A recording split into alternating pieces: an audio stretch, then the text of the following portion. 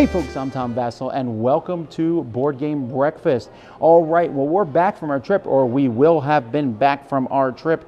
Anyway, I'm excited to be back. We're going to be doing some cool, really neat games tomorrow live in our Live Testing Tuesday. I'm going to be doing our live Q&A today.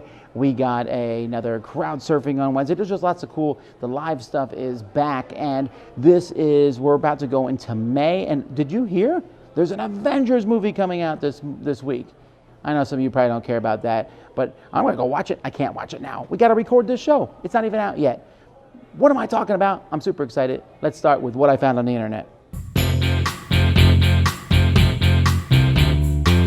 All right, so what did I find on the internet this week? So the first link, and all the links to what I'm talking about are in the description. There's a video here of 40 people getting together to play games for 4 days. It's a time-lapse video. I just thought it was really neat. You can see and they mark all the games that people are playing, so you can see how like one game will last for 5 other games that someone's playing. It was a neat video. The Good News Network reported about a dad who turns board games into bed sheets so sick kids aren't bored. Now, these are, Monopoly and Candyland and things like that, but that's still a neat idea, and it was just a nice, heartwarming story. So the Trekking the National Parks people made a thread, and I feel bad for these guys. They wanted to make a special, contest, so a sale so that people could buy their games, and they had a few 75% off coupons they were going to give out, but they accidentally clicked the box and made them 75% off for everybody. So 2,000 copies sold. And they'll go broke if they sell those out. So they were like, please, we can't honor these sales. And it was kind of a mess for them, but it looked like most of the customers were understanding. It's an internet mistake. I'm always pointing out funny videos, of course, online. Here we have shelf shrinkers. What does that mean exactly? Well, watch the video. I found it to be pretty funny. All right, another sad news. Games Factory has gone out of business. This is another Kickstarter company that's kind of just folded up. They did Solar City, was supposed to be out of Essen, but according to their last update, the CEO of the company basically ran off with all the money. Yeah, this is an unfortunate thing. It doesn't happen very often in Kickstarter, but it does happen occasionally. And then finally, Shut Up and Sit Down, then Quinns did his top 136 games. Or more specifically, he just basically showed off all his game shelves. I think it's neat when people have game collections and show off what they have. So that's what I found on the internet this week. If you have something you'd like me to do, send it to me at tom@dicetower.com. Let's keep moving on.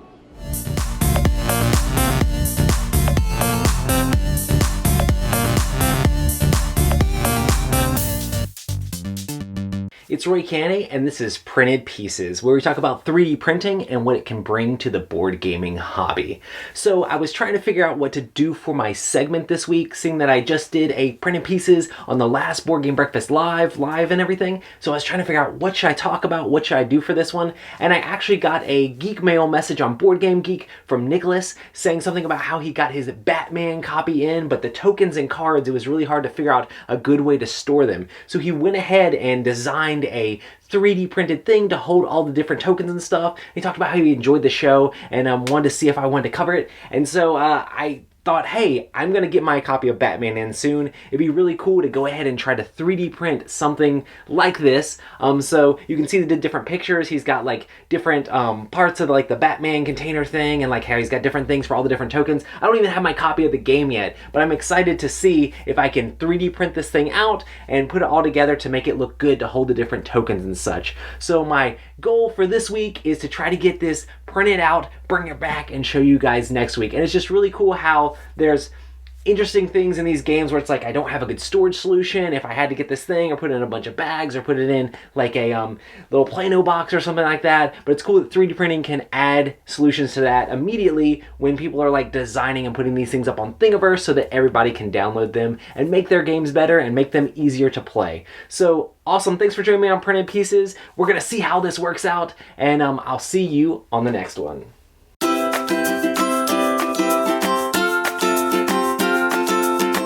Everyone, my name's Annette, and you may know me as Netter's Place. And today on the Play Mechanics, I'm going to go over the game of Between Two Castles of Mad King Ludwig. So this is a tile placement game where you're trying to build two castles at once, and you have your neighbors to work with. So let me show you a little bit about this game and why I really like it. Players will first take the throne rooms and they'll grab 2 at random. They're both double-sided and place one to the left of them and the other to the right of them. After all the room tiles are shuffled, a player will take 9 tiles. With these 9 tiles, a player will be able to pick 2 of them to play on their turn. Once a player has secretly picked 2 tiles, then the rest of the stack will go to the left of them, with the castle placed on top. Once everyone has picked their 2 tiles, then everyone will reveal what they've chosen. Players can then discuss with the player to the left and right of them which tile they should place into a palace, since they're sharing the palace. There are certain rules how to place tiles into your palace. All the different types of rooms are on this card. It'll show you how they're placed either above or below the palace, what they'll score, and what their bonus can be.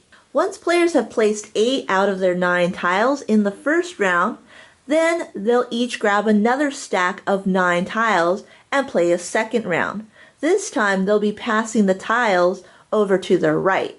Once players are done with the second round, then you'll grab a score sheet and track all the points for each individual castle. Once you score both castles, your in-game score is whichever castle scored the lesser amount of points, and the person with the most points in the end wins. So you can see that you'll only be able to score one of the 2 castles, the one that scored the least amount of points. So you're constantly having a balance between the 2. I also like how you have to work with your neighbors to build these castles together. Of course, you make the final indecision on which tile gets placed where, but you always have to interact with that opponent. And that's why I really like Between Two Castles of Mad King Ludwig. Well, thanks so much for watching, and we'll see you next time. Bye!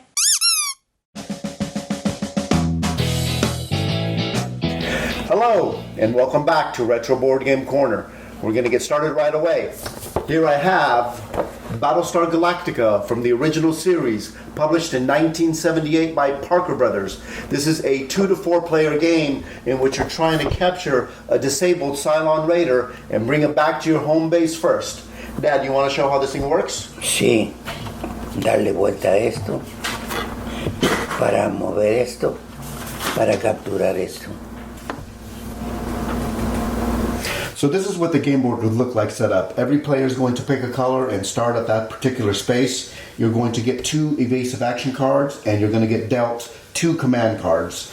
Now, to move, you're going to spin the spinner and just move that amount up, down, left, or right. Now, as you're moving around the board is separated into different color quadrants: yellow, blue, green, red. So when you come over here to a black hole space, you can transport to any other black hole space on the board. Now, the object of the game is to move on the Cylon Raider by exact count, and then you can go ahead and capture it. As you're trying to move back to your home base, players might play their own command cards, such as laser torpedoes or force fields. Now, a laser torpedo will force you to go back to your home base, and the force field will force you to go back to one unoccupied purple planet. Now, whenever you play these cards, whoever has a Cylon Raider has to leave it on the space that they're at. There's ways to avoid these 2 cards by playing evasive action cards, but remember, you only have 2 evasive action cards for the game, and once they're used, they're out of the game. After you've used your special cards, you can go ahead and draw back up to 2. The first person that moves the Cylon back to their home base has won the game. I used to watch the original series every week as a kid, so you know I had to own the board game. Well, that's all the time I have for now. Are you a Cylon? Veo que hay.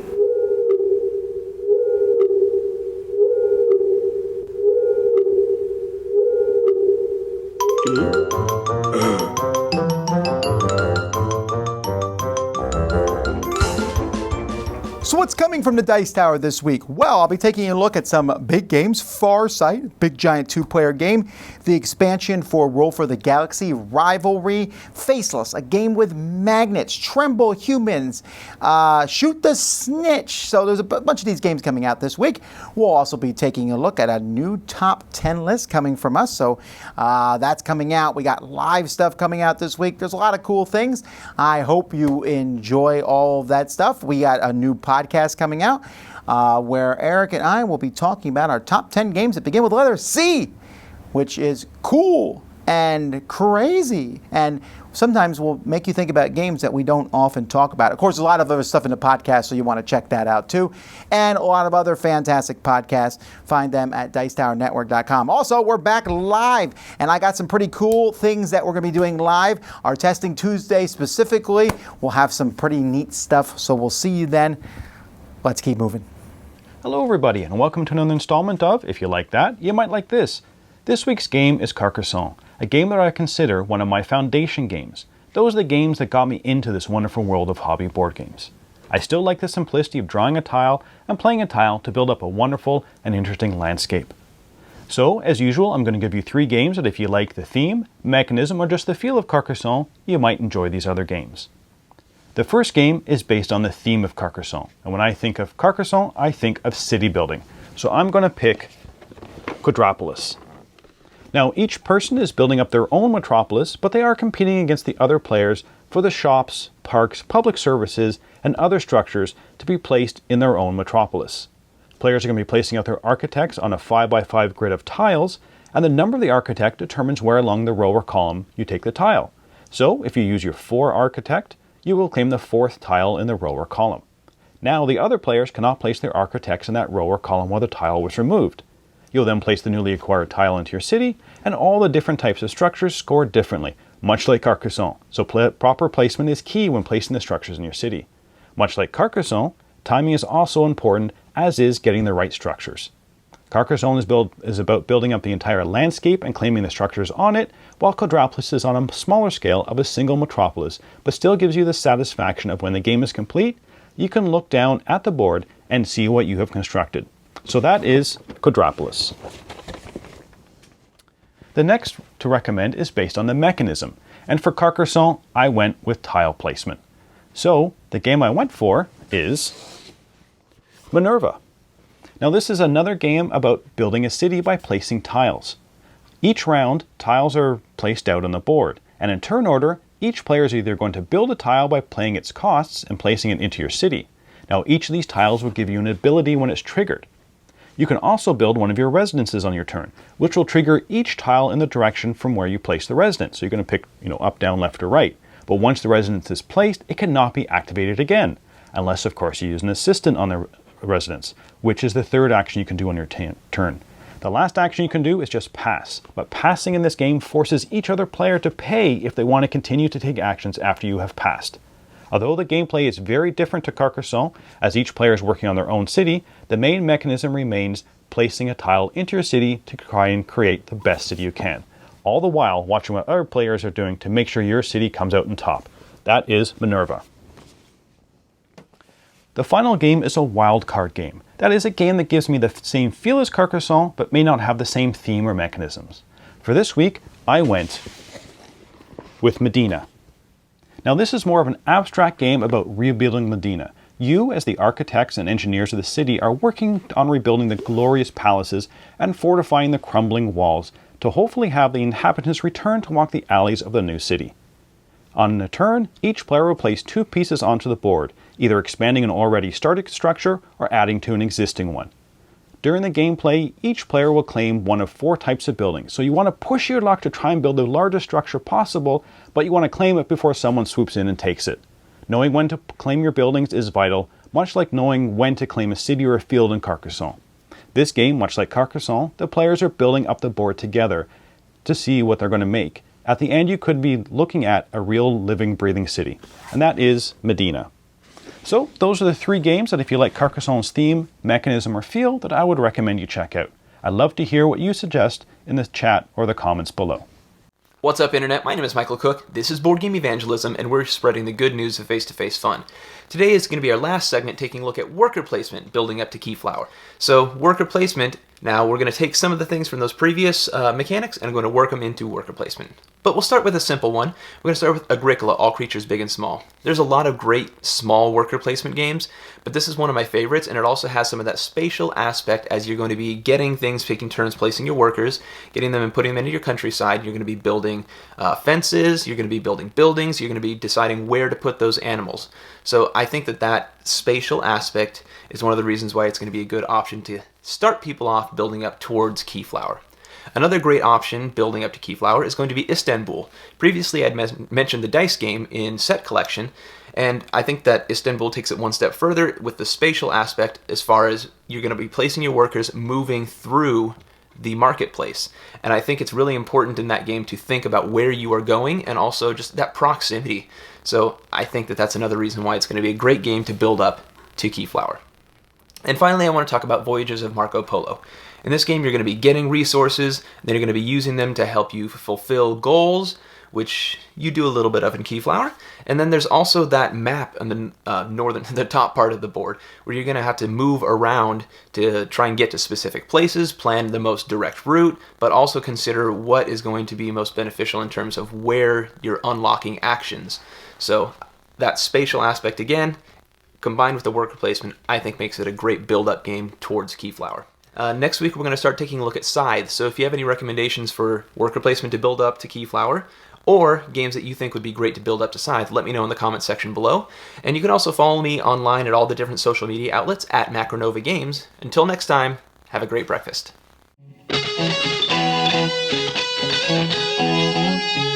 Hey, let's see what we're adding to the library this week. Well, we have Jet Set, which has both expansions inside it now. So, love Jet Set, great game. And speaking of expansions, we're adding Potion Explosion and the 6th Student expansion, so that's good. And we have Starfarers and its expansion. Don't worry about it being in German. We have English copies of each. We put these together. Then, after that, we have Christmas Tree, which is going in the library, as well as Gravity Superstar and Heroes Welcome. These are 3 games that are probably not ever going to be like super hot, everyone wants to play them games, but they're fun games and they're good to have in the library. Then we're adding Imperial Assault. Now this one was a tough one for us to decide how to add it because we had so much stuff for it, and when it came down to the end of the day, we had just the base game and a few other things, but it's painted, so there's that.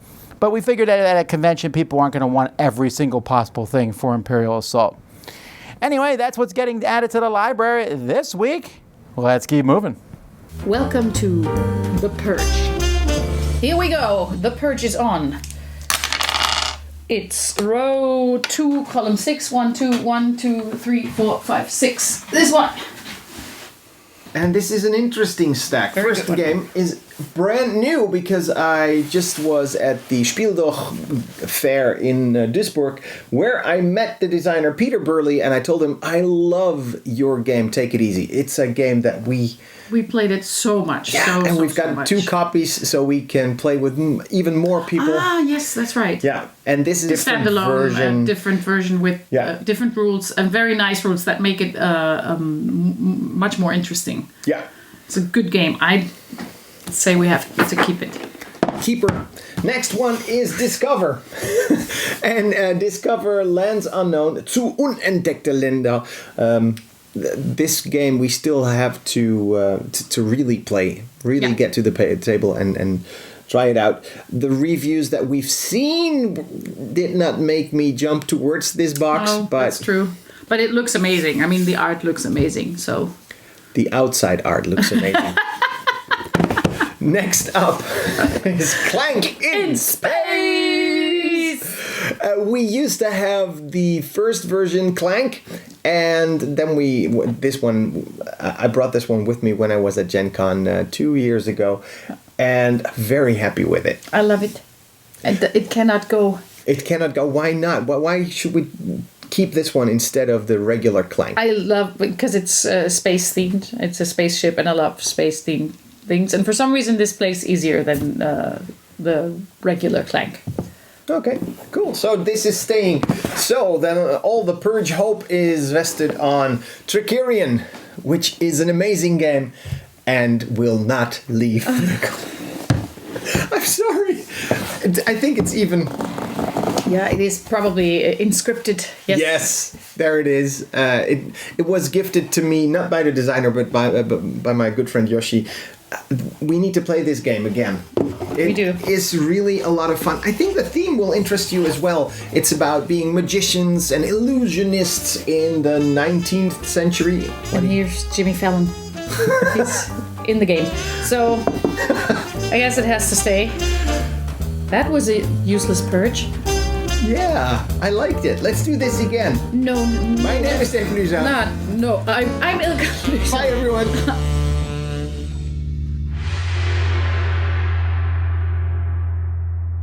Hi, we're Board Game Opinions. I'm Steve. I'm Jonathan. I'm Mark. I'm Amy. And we're back with another speed quiz. Yeah. We've got two very excited people who are going to randomly guess, and Amy at the end, because the category this time is factions from any smash-up series. You get 2 points if you get a faction that wasn't in the original base game, 1 point if you get one of those, but I imagine it's going to be a lot of random guessing. See how you do at home. We're going to go. We're going to start, to be fair, with Jonathan. Oh. Off you go. Pirates. Pirate is there. It's in the base game. It's 1 Unicorns. point. Unicorns is not. Sheep. Sheep is 2 points. Zombies. Zombies is a point. Well done. Ninjas. Ninjas is there. Well done, Mark. That's a point. Kittens. Kittens is... I'm going to give you kitty cats. Well done. Dragons. Dragons is... There is a point. Aliens. 2 points. Aliens is a point, Mark. Ooh. Princesses. Princesses is... Oh dear, I've got too many Amy's. Another 2 points for Amy. Dogs. Dogs is not there. Cthulhu. Cthulhu. Oh, that's a good one. I'm going to give you that. Minions of Cthulhu. Pirates. Pirates has been said already. Have we? Yeah, it's been said already. Assassins. Assassins is not there. Humans. Humans is... Oh my god. It is not there. Wizards. Wizards is there. It's 1 point. Ghosts. Ghosts is a good guess. Have a look. It is there. Jonathan gets 2 points. I have no idea. I'm going to pass. Time travellers. Time Travellers is there. It's 2 points. One more guess each. Squirrels. It's not there. Monkeys. Monkeys. Oh, hang on. It is not there. Apes. Apes is not there. Ah. I'm going to tot up the scores. See how they're done. See how well you did at home. It's no surprise that Amy came out first here. So in third was Mark with 4. Second, Jonathan with 6. But the person who's actually played the game before, Amy with 9. There were loads you could have got. You could have had tornadoes, grannies, mounties, changer bots, whatever they are, robots, rock stars, or orcs. You could have loads more. And I imagine those at home who've played before would have done significantly better than 2 of our players here today. But thanks everyone for watching. We'll be back again with another quiz next time out.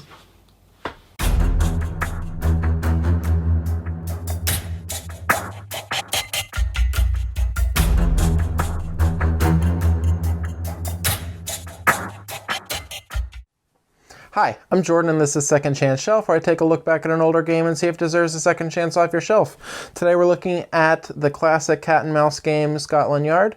Let's look at a couple strategies to help out that special Mr. X in your life. Use your double move on a reveal turn.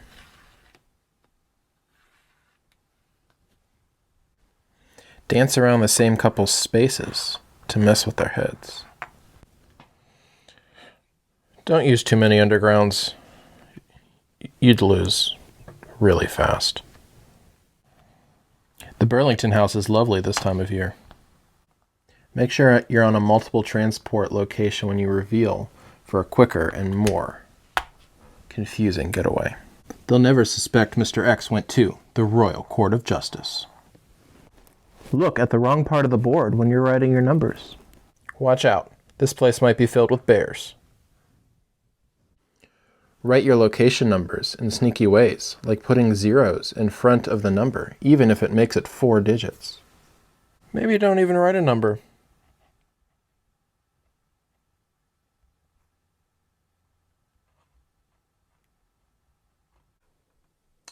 Well, that's Scotland Yard. Pull this one off the shelf if you can, or pull off another hidden movement game if you have a different one. In the comments below, tell me what your favorite hidden movement games are. All right. Happy breakfast.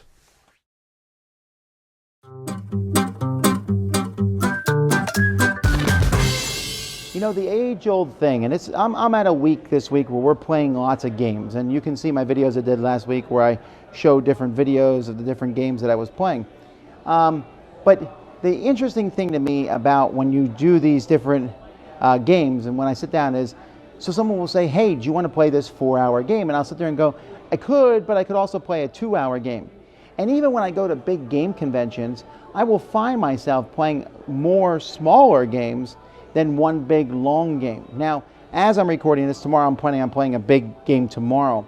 But I'm noticing that when I was a kid, I ended up playing these big long games, and this is kind of shortening. As time has gone by, I find myself kind of wanting to play shorter games. It's not that I'm afraid of big long games. I'll play big 3 or 4 hour epic games, but I will often pause before I do them. Not because I don't like them, because they can be amazing experiences.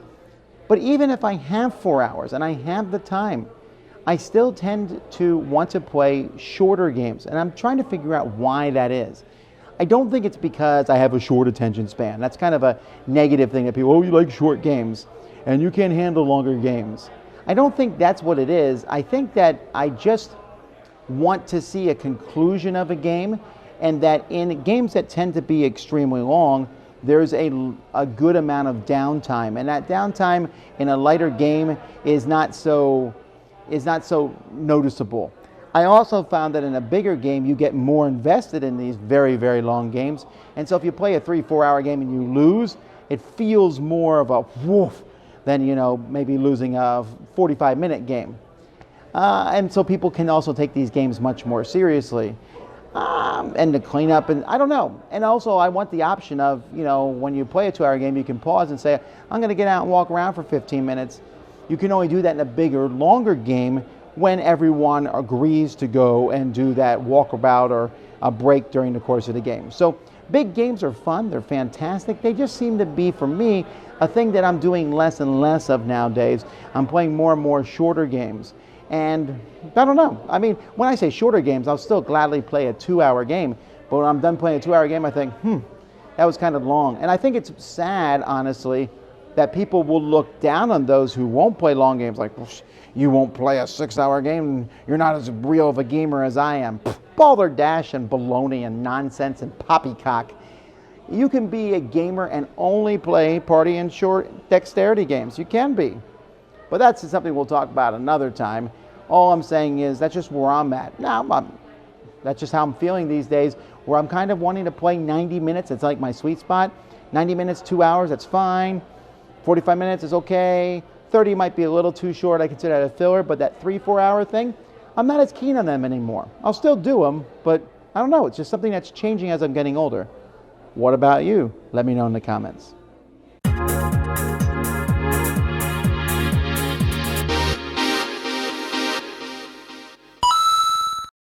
Hi everyone, my name's Nick and welcome back to Mental Health Minute. And I'm here to talk about losing.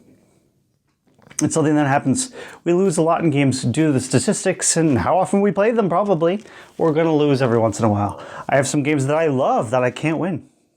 And that's okay. Losing is part of the experience, and it's part of the experience in a good way. We're experiencing a loss, but that's okay, because you can look across the table and see what they did and see how much fun they had and how cool one of the actions they did was. Do me a favor.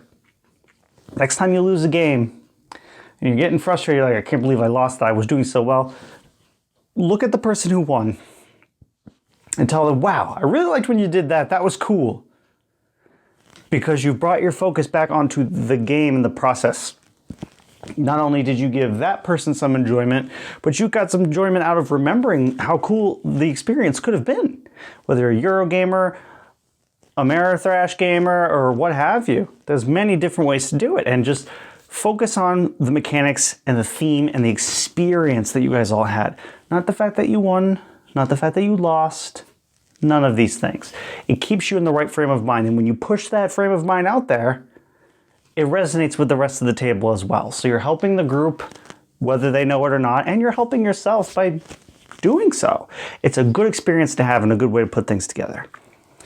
Are there any games that you just can't win? You love that game, but you just can't win and it frustrates you. Let me know what that game is in the comments below. I have one, and it's Castles of Burgundy back there. can't win it. It's a problem. Do enjoy your breakfast. Hi folks, my name's Andy and welcome to Potable Gaming, the show about games which are fun to play in pubs and cafes. Now today's game definitely fits well in the pub because that's where it's set. We are playing the game of Bracket, in which you play an adventurer trying to win coin by telling everybody tales of your noble deeds and heroic exploits.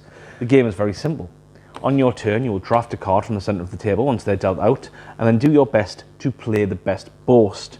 You play a boast containing a deed and a 4, potentially to score extra points, a scene and a result, trying to tell this great epic tale of your adventures.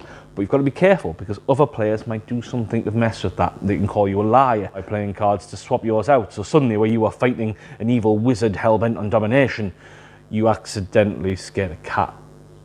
Where you might once have won the favour of the king, you ended up hiding in a ditch. It's silly. It's a very silly game. Now, I'll have full disclosure, I've got a lot of love for this game because it was one of the first kind of hobby games that I played. To its credit, it very much works within a pub setting. It's very simple to play. You don't require much to learn about it. It's to simply draw a card, look at your hand, try and play the best possible score the most points, and then you're over. It's got a lovely small box, nice, decent linen finish cards. These cards had quite a lot of play and they're still in pretty good nick. And that's it. It suffers from a lot of the things that a small box card game of this nature does.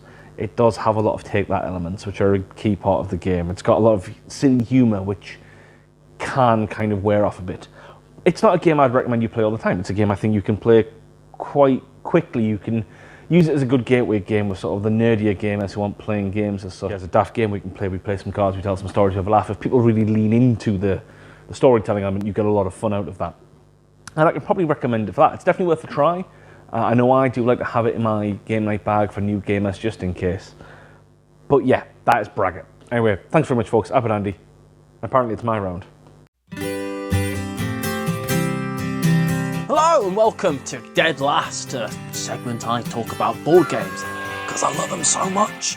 Now, something that I really enjoy about board games, like an ancillary hobby, and that's going to all the charity and thrift stores that I could possibly go to, and I would say find board games, but essentially I look for board games and don't find them, but every now and again you see something, you go, yes, found something, it's great. So what I found was Carcassonne, Inns and Cathedrals expansion, which you would think would be great. What a find. I was certainly very excited when I did find it. However, I don't actually own Carcassonne. I own versions of Carcassonne, but nothing that this is going to work with. So why did I buy it? I'll tell you why. It was £2 and it's a straight up addiction. I have stopped someone else from finding this, someone who could use it, because I couldn't say no. What's wrong with me? I think I might take all the pieces out and frame them in a nice little thing. That's something I'll do with them. Has anyone else ever suffered from this? You see something in a charity shop. It's not technically worth a lot of money, but it's a great bargain. You just say, I'm going to have to take that. Copy of, I don't know, something obscure. Oh, what's wrong with me? Anyway, I'll see you again real soon. Bye. And that's it for Board Game Breakfast. Thanks so much for watching, everybody. We'll be back to normal next week, of course, or this week, I guess, as you're watching this. I'll be back in the studio today. It is time to get cranking. The summer releases are here. I have so many amazing games I cannot wait to tell you guys about, and a few stinkers along the way too, but mostly some pretty cool stuff, and it's all coming to you soon here in the Dice Tower. Thanks so much for watching. Until next time, I'm Tom Vasel, and you've been watching Board Game Breakfast on the Dice Tower. Thanks for watching Board Game Breakfast. Tune in each week for your daily dose of gaming goodness with Tom Vasel and all the gang. Until next time, I'm Eric Summerer, and you've been watching Board Game Breakfast, a Dice Tower production, sponsored by Cool Stuff Inc., an amazing place to buy board games. Cool stuff in stock at coolstuffinc.com.